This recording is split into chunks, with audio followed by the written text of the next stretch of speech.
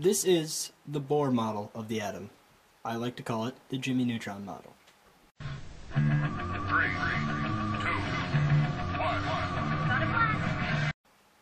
Looking at it, we can probably all distinguish its major parts: protons and neutrons forming a densely packed nucleus in the center, and electrons forming rings outside of it. This model was introduced in 1913 by Danish physicist Niels Bohr. He was working at the time with another physicist named Ernst Rutherford. Rutherford, through earlier experiments, had ascertained that the atom was in fact nuclear, but he hadn't found out about these nice little energy rings yet.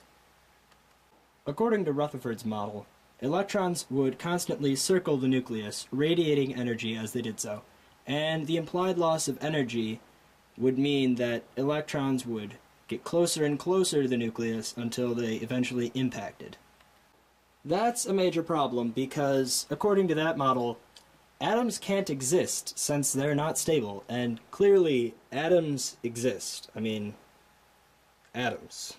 Not really a scientific point up for debate here. Bohr was able to lend stability to the atom by proposing specific energies for each ring.